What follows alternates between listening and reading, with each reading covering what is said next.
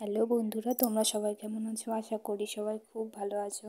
তো আমি আজ অনেক দিন পর একটা রান্নার ভিডিও নিয়ে এসেছি। তো আজকে রান্নাটা হলো সবুজ মটরশুঁটির ঘুগনি। তো প্রথমেই আমি এখানে মটরশুঁটিগুলো ছাড়িয়ে নিয়েছি। তারপর মটরশুঁটিগুলো ধুয়ে নেওয়ার পর এখানে আলুগুলো যেমন মাঝারি সাইজে কাটে সেরকম কেটে নিয়েছি। আর তারপর মটরশুঁটিগুলো আর আলুগুলো প্রেসার কুকারের মধ্যে সামান্য পরিমাণে একটু জল দিয়ে তারপর সেগুলো সেদ্ধ করতে দিয়ে দিলাম। আর এদিকে আমি পেঁয়াজ কুচি, টমেটো কুচি আর কাঁচা লঙ্কা কুচি করে রেখে দিয়েছি। আর এখানে নিয়েছি ধনেপাতা কুচি। তো চলো প্রথমে মশলাটা আমি দেখিয়ে দিই। প্রথমে এখানে একটা বাটির মধ্যে হলুদ নিয়েছি, তারপর জিরের গুঁড়ো নিয়েছি, লঙ্কার গুঁড়ো নিয়েছি, মিক্স পাউডার নিয়েছি, তারপর স্বাদ মতো চিনি আর স্বাদ মতো নুন নিয়েছি।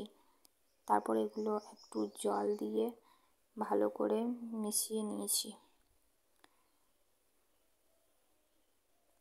আর এদিকে আমি কড়াইয়ের মধ্যে তেল গরম করে তার মধ্যে গোটা জিরে ফোড়ন দিয়ে দিলাম, তারপর পেঁয়াজ কুচোগুলো দিয়ে দিলাম, টমেটো কুচিগুলোও দিয়ে দিলাম,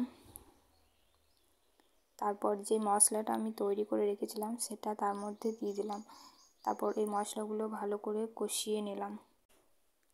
আর এদিকে দেখো আমি যে মটরগুলো সেদ্ধ করতে দিয়েছিলাম সেগুলো ভালো করে সেদ্ধ হয়ে গিয়েছে। আমি মাত্র 2টো সিটি দিয়েছিলাম প্রেসার কুকারে, তাতে সেদ্ধ হয়ে গিয়েছে। তারপর ওই মটরশুঁটিগুলো আর আলুগুলো সেদ্ধ করাগুলো দিয়ে দিলাম মশলার মধ্যে।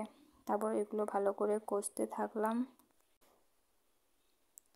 তারপর কষিয়ে নেওয়ার পরে এখানে আমি যেমন পরিমাণ জল লাগবে সেটা দিয়ে দিলাম। আর একটু ফুটে যখনই আসবে তখনই কাঁচা লঙ্কাগুলো দিয়ে দিলাম।